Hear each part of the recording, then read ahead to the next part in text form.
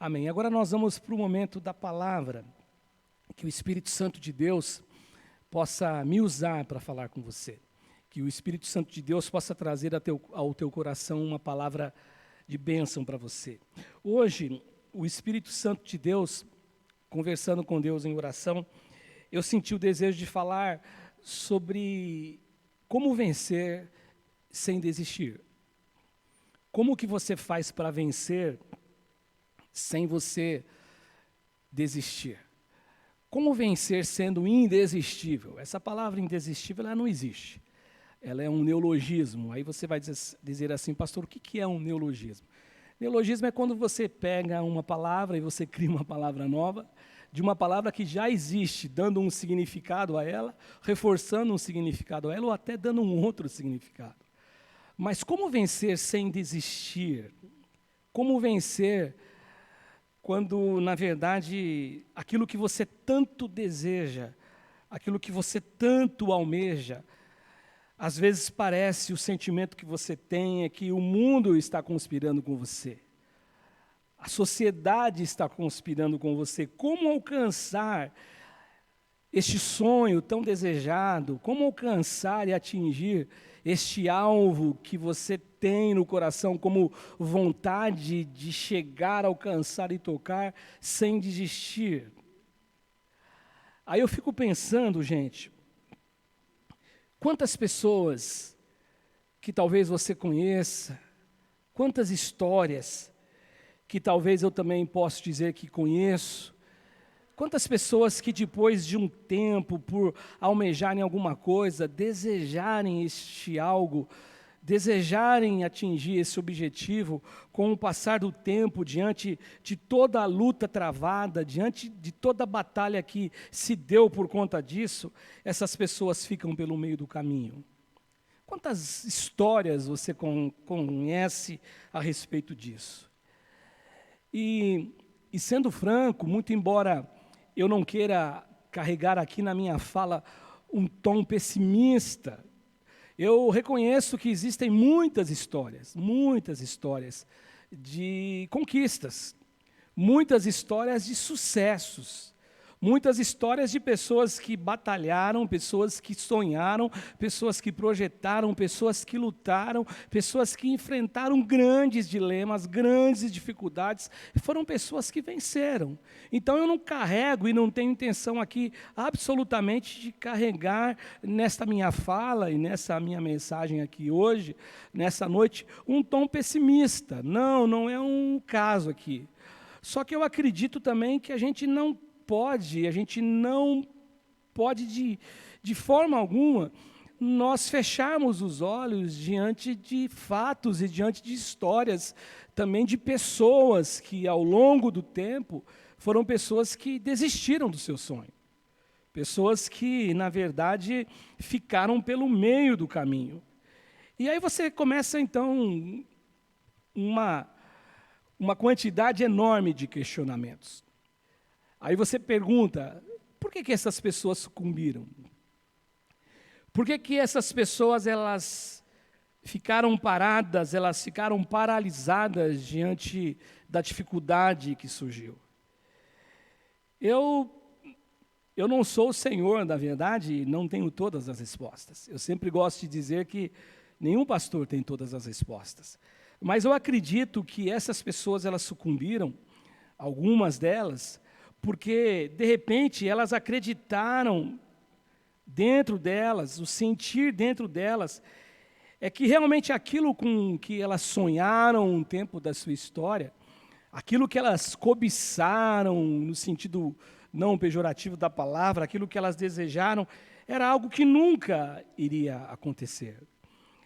E eu acredito que na Bíblia Sagrada, no texto sagrado, a gente encontra aqui as duas situações, mas talvez uma história, uma porção da Bíblia que revele para cada um de nós, de modo bem didático, essa questão de não se manter firme no seu sonho, no seu propósito, ou não conseguir manter a integridade, ser inteiro naquilo que ele recebeu como promessa de Deus, eu não tenho, talvez, e me perdoem, porque de repente você pode dizer, não, pastor, existe uma história que supera esta, mas eu não consigo ver outra história além da história da nação de Israel, do povo hebreu, que sai do Egito e eles vão em direção à terra prometida, a terra que Deus prometeu a Moisés. Porque quando eles chegam no Egito com José, com Jacó, nós descobrimos na história que eles eram em torno de 70, 75 pessoas, e eles saem num número muito grande de lá. Até porque Faraó, ele percebeu o crescimento do povo, um faraó que não conhecia a história de José, um faraó que não tinha mais na história e na memória dele todo o bem que a nação dos hebreus tinha feito, e como a terra do Egito e a nação do Egito, ela tinha sido preservada em vida por conta dos hebreus, por conta de José, da sabedoria de José. Mas assim, esse povo cresce bastante, e aí o faraó então os escraviza, e eles ficam escravizados, mas Deus olhou para esse momento, para essa situação, e disse assim, eu vou conduzi-los a uma terra prometida, eu vou livrá-los dessa escravidão. Agora, de todos que saíram debaixo dessa promessa, de todos que saíram debaixo dessa promessa divina, apenas 2 pessoas conseguiram. Nem o próprio Moisés, que era o libertador de Israel, ele não conseguiu entrar na terra prometida.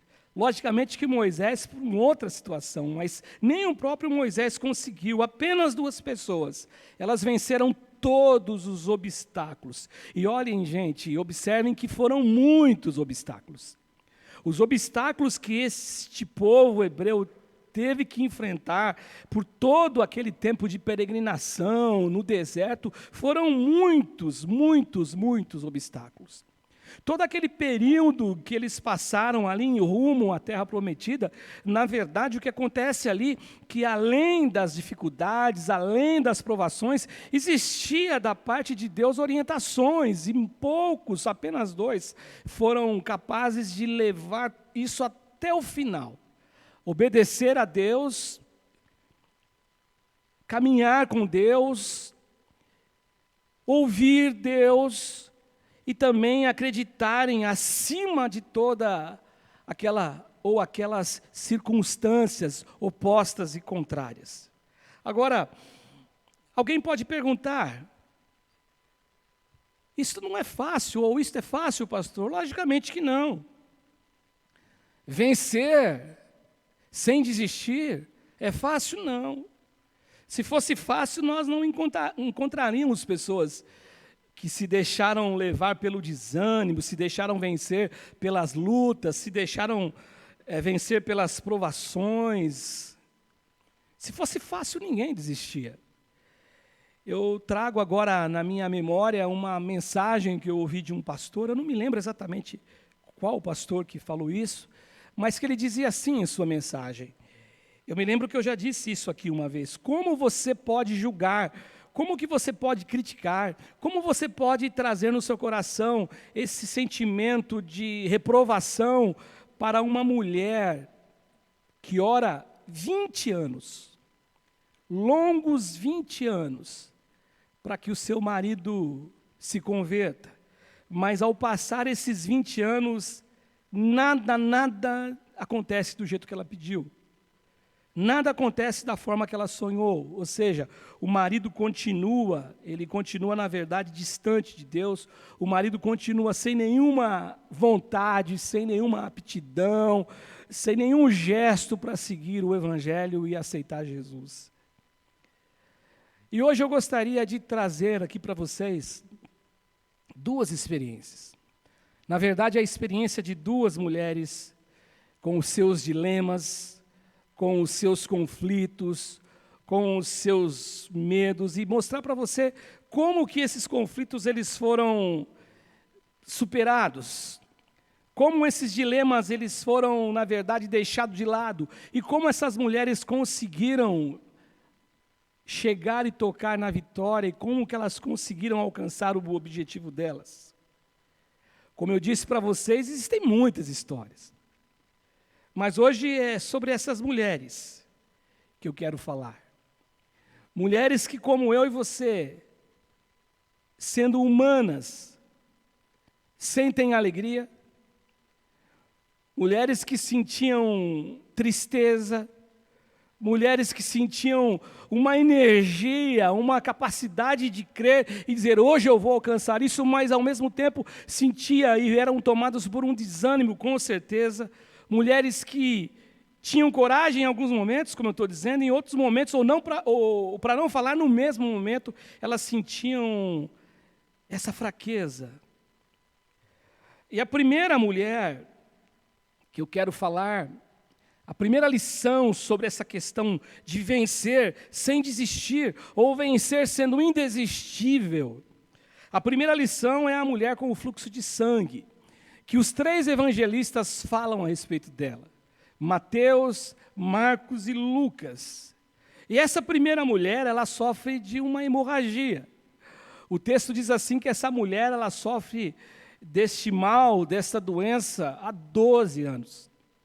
Longos 12 anos, essa mulher, ela sofre dessa enfermidade, de sangramento. Essa mulher, ela tem uma hemorragia que não termina nunca, que não se estanca nunca. E quando você lê o texto do Antigo Testamento, você lê Levíticos com todo o seu arsenal e o seu conjunto de leis, você começa a descobrir alguma coisa em relação a uma situação como essa dessa mulher. E por conta da lei, por conta de uma situação totalmente legalizada, vamos dizer assim, essa mulher aqui, ela vivia numa sociedade onde ela era considerada uma mulher imunda. Ela vive numa sociedade onde ela não tem o direito de dar um abraço em ninguém. Ela vive numa sociedade onde ela não tem o direito de tocar em ninguém. Ela vive numa sociedade que tudo ou qualquer objeto que ela tocasse seria considerado imundo. E por conta disso, essa mulher, ela vive num isolamento. Aquilo que nós vivenciamos hoje, de um modo mais efetivo no início do mês de março, no meio de março, com essa questão da pandemia, essa mulher viveu 12 anos sem poder falar com ninguém, no sentido de tocar, sem poder chegar perto de ninguém, sem poder abraçar filhos, se é que ela tenha filhos, sem poder tocar no seu esposo, se é que ela tinha um esposo, a Bíblia não nos diz nada a respeito disso, mas ela não podia tocar em ninguém. E como vencer depois de tanto tempo? Como acreditar, gente, depois de tanto tempo? Como que eu posso enxergar isso nessa mulher? Como essa mulher nos ensina a vencer, a não desistir, a correr atrás do sonho, a correr atrás do projeto, a sonhar, a dormir e acordar no outro dia sonhando com a mesma coisa, com fé no coração, com a certeza que você vai encontrar aquilo que você tanto deseja, aquilo que talvez Deus tenha prometido a você. Em primeiro lugar, eu vejo nessa mulher o fato do texto me mostrar que isso era o que ela mais queria. Ela queria o que ela mais desejava, era a cura. O texto em Mateus 5, 25, 26 nos demonstra isso com muita clareza. Diz assim que aconteceu que certa mulher que havia 12 anos que ela vinha sofrendo de uma hemorragia e muito padecera na mão de muitos médicos, tendo despendido tudo quanto possuía, sem contudo nada aproveitar. Antes, pelo contrário, ela só foi piorando, o cenário só foi se tornando um cenário contrário, o cenário só foi se tornando mais caótico, a situação só foi mostrando ela assim, não tem condições, mas era o que ela queria, era o que ela desejava, ela queria ser curada. Ela queria ser uma pessoa normal, ela queria ser uma pessoa comum. Em segundo lugar, eu vejo nessa mulher também, uma segunda lição é que eu não vejo foco dela no tempo que se passou. Eu vejo ela sempre focando naquilo que ela mais deseja. Ela não fica olhando para trás, não, aconteceu isso, não deu certo isso, não, eu desejo ser curada. Ela sempre está olhando à frente, ela deseja a cura, porque ela sofre, o texto diz aqui em Marcos, na mão dos médicos. Ou seja, então ela gasta tudo na mão dos médicos, ela tem recursos. Essa mulher talvez tivesse uma condição social muito boa. O texto diz que ela começa a gastar, só que ela perde tudo. E tudo o que diziam para ela fazer, ela fazia, mas nada do que ela fazia, do que diziam ela, foi capaz de curá-la. Ela não aproveitou nada. Só que eu vejo ela sempre olhando na frente, ela não está olhando para trás, porque ela sonha, porque ela está lutando, ela não quer desistir. Em terceiro lugar, eu vejo agora, não vejo, na verdade, eu não vejo o foco dela na mulher nos resultados negativos. Porque olha o que diz o texto aqui. O texto nos diz que tudo o que acontecia, ela só ia piorando, piorando. A vida dela só ia piorando. Ela desejava ser curada daquele mal, mas tudo isso vai se tornando pior. Ela vai perseguindo isso a todo custo, mas isso só vai piorando. Só que agora, já que a gente começou aqui falando de 3 coisas que ela não via. Primeiro, eu vejo nela o desejo, era o que ela mais queria. Segundo, eu não vejo nela o foco no tempo passado. Não, é sempre no presente, olhando para frente. Eu quero ser curado. Eu não vejo ela olhando para o resultado negativo. Mas agora eu vejo nessa mulher a luz da fé crescer dentro do coração dela. Isso porque no verso 27 e no verso 28, aqui nos é descrito que essa mulher, ela ouve falar da fama de Jesus. Provavelmente essa mulher fosse de Cafarnaum, onde Jesus realizou tantos milagres em Cafarnaum, onde ele fez tantas coisas, onde ele curou a esposa, a mulher de Pedro, e ali então, a sogra de Pedro, perdão, e aí começa todo um arsenal de curas, muitas coisas, e essa mulher então, ela ouve da fama de Jesus, ela ouve a despeito da realidade dela, se ela só tocar em Jesus, ela tem algo fixo. Esse Jesus que cura tanta gente, esse Jesus que cura paralítico, esse Jesus que dá visão aos cegos, esse Jesus que ele não para, ele não tem passividade, ele sempre está em atividade, curando, fazendo coisas grandiosas. Esse Jesus, se eu tocar nele, eu posso ser salvo, eu posso ser curada. E o texto diz assim no verso 27 e verso 28. Tendo ouvido da fama de Jesus, ela vindo por trás dele, por entre a multidão, ela tocou-lhe a veste, porque dizia, se eu apenas lhe tocar as vestes, eu serei curada. Eu vejo aqui em quinto lugar nela a fé, para dar um ressignificado naquilo que era estabelecido e naquilo que estava consolidado na lei. Eu vejo nessa mulher uma fé maravilhosa para dar esse novo significado, um ressignificado.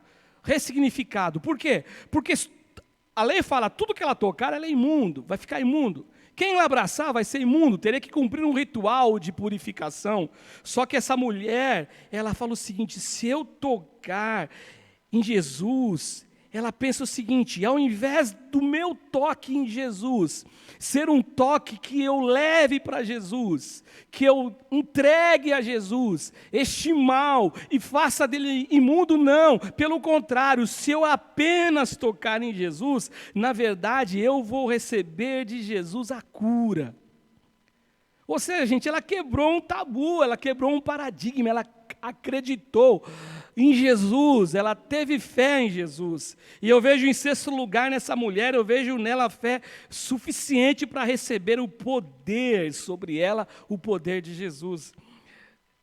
O que Pedro pergunta a Jesus, aliás, ele diz a Jesus, porque o evangelista Lucas diz que foi Pedro, né, que disse assim, Senhor, tantas pessoas estão te tocando e você pergunta quem te tocou. Na cabeça de Pedro era uma pergunta sem pé, sem cabeça, uma pergunta sem nenhum propósito.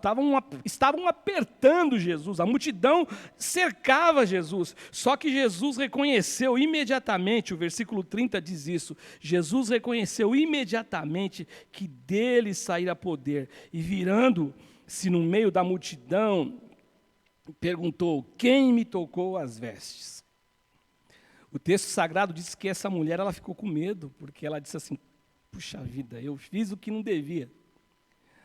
Ela se arriscou, ela sai de casa sem poder, ela passa por um monte de gente, com certeza ela se esbarrou em muita gente, talvez muita gente das pessoas nem a reconheceram, mas ela foi se arriscando, ela era imunda perante a lei, ela estava imunda há 12 anos, só que ela toca em Jesus. E eu vejo, por último, nessa mulher, eu vejo nela a fé suficiente para que ela pudesse alcançar, por meio de Jesus, o livramento do mal. Eu vejo nessa mulher exatamente isso, versículo 34, esse mal que assolou ela 12 anos, longos 12 anos. 12 anos, gente. É muito tempo. Só que essa mulher, ela nunca desistiu em 12 anos. E aí Jesus falou: filha, no verso 34, a tua fé te salvou, vai-te em paz e fica livre do teu mal. A tua fé te salvou, vai-te em paz e fica livre deste mal. A segunda mulher que eu vejo para nos ensinar essa lição de vencer sem desistir é a mulher de Lucas no capítulo 18, do verso 1 ao 8. É aquela mulher viúva em seu embate, em sua luta contra um juiz injusto, um juiz carregado de iniquidade. Um juiz totalmente fora do padrão de um juiz que deveria ser um juiz bom.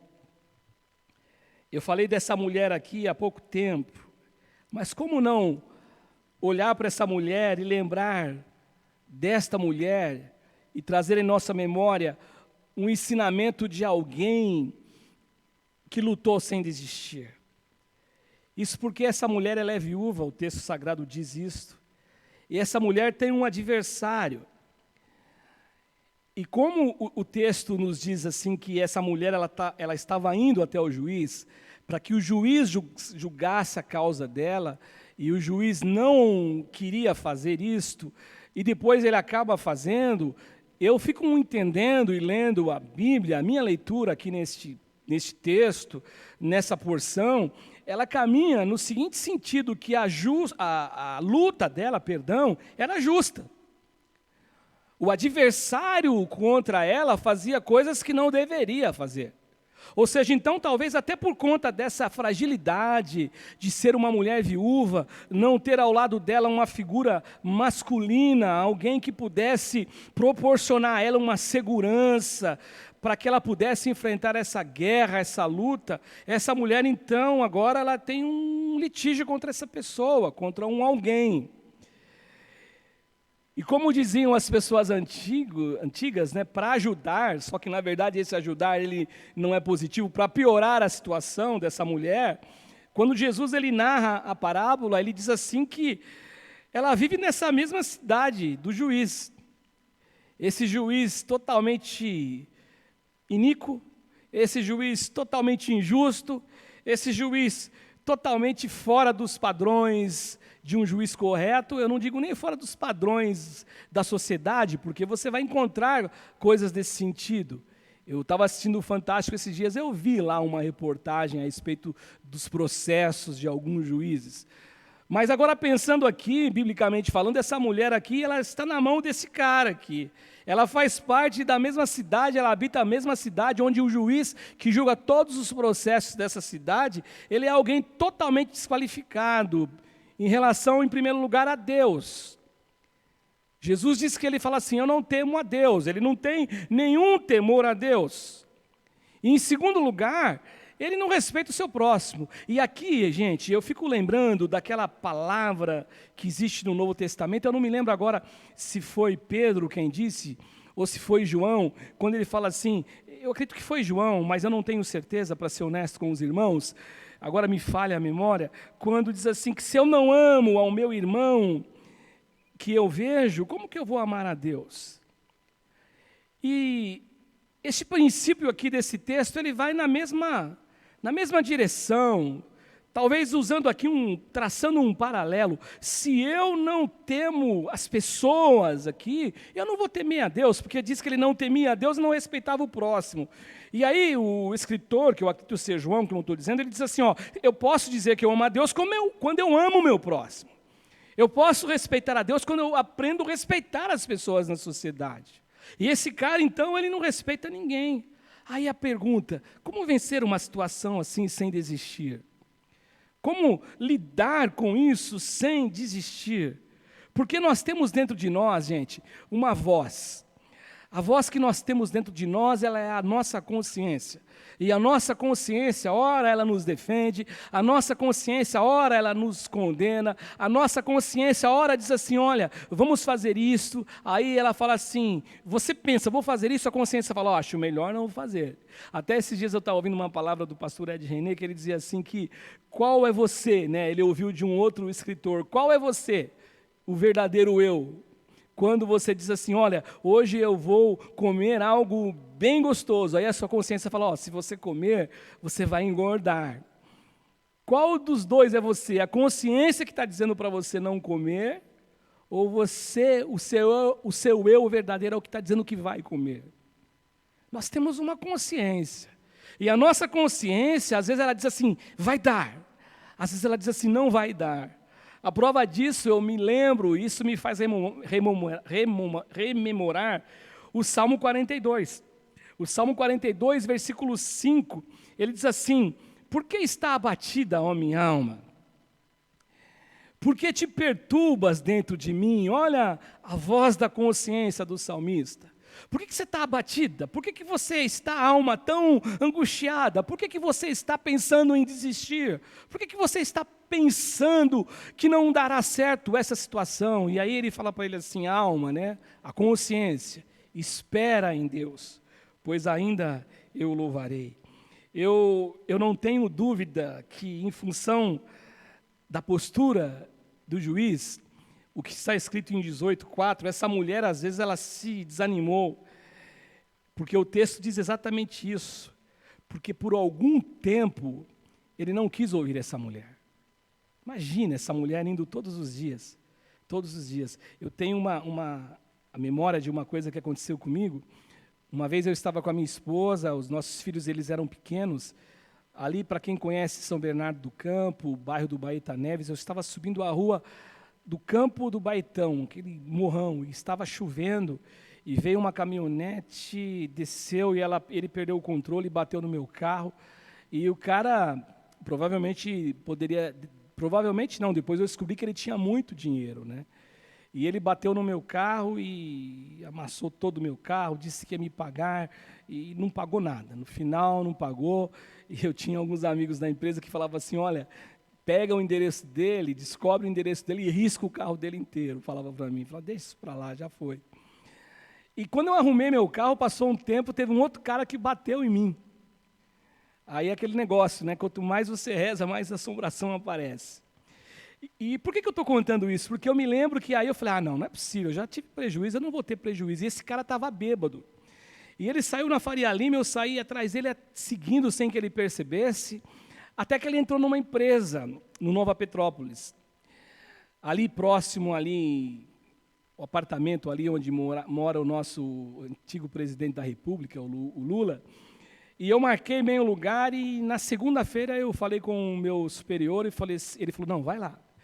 E eu fui e o cara falou, como que você pode ter certeza que foi a minha perua? Eu falei, foi, eu tenho a placa. E aí ele estava bêbado e o cara falou, tá bom, eu vou te pagar. Meus irmãos, esse cara me deu uma canseira. Passaram-se 2 meses.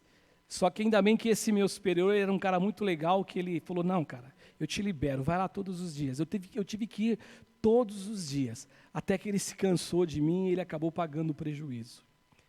Essa mulher aqui, ela vivenciou uma situação parecida. Todos os dias, esse juiz não queria ouvir essa mulher. Eu penso que algumas pessoas dissessem para ela assim, larga isso de lado, aí larga a mão disso. Ele não vai te ouvir, ele não vai te atender. E por ser um ser humano como ela, quantas vezes a gente não pensa em desistir na dificuldade? Ela pode ter pensado. Ela pode ter pensado assim, eu não tenho marido, eu não tenho recurso, eu não tenho como, esse juiz realmente ele não foi com a minha cara, ele não gosta de ninguém, eu vou desistir. Quantas vezes a gente pensa em desistir? Você que está me assistindo aqui hoje, Você que um dia vai estar me assistindo, não sei quando e onde vai chegar essa palavra que a gente está pregando. Será que nunca você pensou assim? Será que nunca nós pensamos assim, eu vou desistir? Eu estou cansado, eu estou esgotado, eu estou entregue, eu não aguento mais, não vai, aquilo que eu desejo não vai acontecer. Mas por outro lado, gente, eu, como ser humano, como essa mulher, eu entendo que guerras, lutas, elas fazem parte da nossa realidade de vida. Guerras e lutas, elas fazem parte do existir da vida humana. Só que guerras e lutas, elas existem também, sob uma condição, para que eu e você, nós possamos, com fé em Jesus, vencer a guerra e vencer a luta, em nome de Jesus. Guerras sempre existirão. O que vai depender é a postura e a maneira como você encara as tuas guerras. A parábola que Jesus está falando aqui, de Lucas 18, é uma parábola a respeito de oração, né? Jesus está falando de oração, ele está falando sobre o dever de orar, orar e nunca desistir. Ele não está falando da luta do dia a dia, mas ele está falando da oração. E nessa oração você pode incorporar um processo de luta, de dificuldade, e aí isso vale também para aquilo que eu estou ensinando hoje. Ele pode estar falando de outros assuntos, mas no final, no verso 8, quando Jesus termina a parábola, Jesus diz assim, contudo, a parte B do texto, quando vier o Filho do Homem, ele achará, porventura, fé na terra? É uma pergunta que Jesus faz. E o que me assusta é que essa pergunta que ele faz, ela é uma pergunta, como diz a Camilinha que está trabalhando aqui hoje, uma pergunta retórica. Tem resposta. E o que mais me assusta é que a resposta é não. Muitos vão perecer e vão ficar pelo meio do caminho. Muitos vão abandonar a fé por alguma razão. Agora, para concluir, para terminar, como vencer então sem desistir? Como vencer sendo indesistível? Como não desistir frente a tantos obstáculos que surgem em nossa vida? Como não desistir quando tudo, como diz aquela canção, tudo diz não? Como não desistir quando o sentimento que você tem, e eu sei que eu já falei de sentimentos aqui, mas você olha e parece que não vai dar certo mesmo. Nesses dois exemplos dessas mulheres que nos ensinam vencer sem desistir, nos dois, Jesus está falando de um assunto. Para a primeira mulher do fluxo, Jesus fala assim, filha, vai-te em paz, a tua fé te salvou. Ele está falando de fé. Neste outro exemplo de Lucas 18, Jesus, ele faz um questionamento. Ele na verdade, ele está ensinando e está demonstrando para mim e para você o valor da fé desta mulher. Que ela não desistiu. Ela foi até o fim. E aí Jesus pergunta, será que quando vier o Filho do Homem, quantos que serão equiparados e terão o mesmo posicionamento desta mulher? Mas, em ambos os casos, nas duas histórias, o que está sendo dito aqui, o que está sendo enaltecido aqui, dando importância aqui é fé. Isto é uma coisa simples, porque Hebreus 11:6, você conhece muito bem, diz que ora, sem fé é impossível agradar a Deus. Eu só tenho que tocar, aliás, eu só consigo tocar a Deus por meio da fé. É a contrapartida humana na relação com Deus. Ninguém se aproxima de Deus sem fé. E eu me lembro do episódio que eu falei no início da nação hebreia, dos hebreus.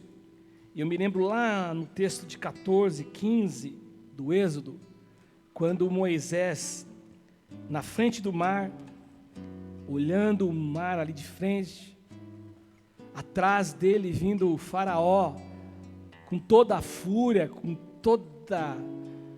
todo o arrependimento por ter deixado o povo ir embora. E aí, num instante que ele olha para o lado e não vê situação, as pessoas murmurando, dizendo assim: você trouxe a gente, tirou a gente lá do Egito para morrer no mar, é isso que você vai fazer? Você não sabe fazer outra coisa além disto? Só que aí, quando Moisés ele se vê num aperto, ele vai até Deus. E o que me chama a atenção é o que o Senhor Deus disse para Moisés. Olha, exige-se fé para fazer o que eles fizeram. Mas me chama a atenção, gente, porque Deus diz assim para Moisés: por que você está clamando a mim, Moisés? Era como se Deus dissesse assim para Moisés: Moisés, eu não prometi que eu vou colocar vocês em Canaã? Você acha que o mar pode segurar Deus, meus irmãos? Você acha que um rio Jordão pode segurar Deus?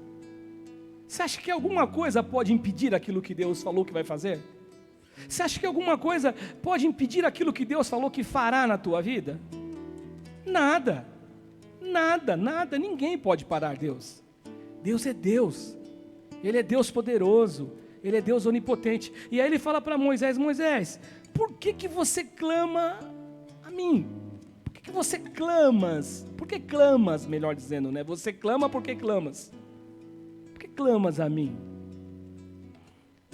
Aí ele fala assim: diga ao povo que marche. Olha, é marchar, gente. É olhar para frente. É não desistir daquilo que Deus prometeu a você.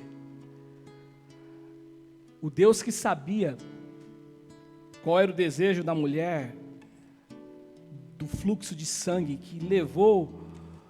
que impulsionou essa mulher a tocar em Jesus, o Deus que sabe, que conhecia o desejo dela, é o Deus que sabe o teu desejo, é o Deus que sabe o meu desejo, é o Deus que sabe o nosso sonho, é o Deus que sabe das lutas, das batalhas, das adversidades, das vezes que a gente chora, das angústias que nos acomete, mas Ele sabe que você pode, desde que você exerça a fé.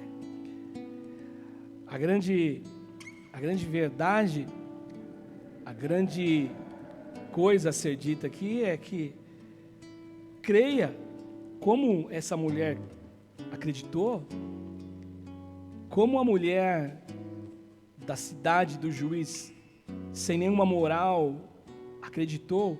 Creia que Deus vai falar para você o mesmo que Ele falou para essa mulher. Fique livre desse mal, fique livre de tudo isso que angustia você, fique livre de tudo isso que atrapalha você, e creia no Deus Todo-Poderoso, que quando Ele promete, Ele cumpre. Amém, gente? Que Deus te abençoe, que Deus nos abençoe, não só hoje, mas em todo o tempo.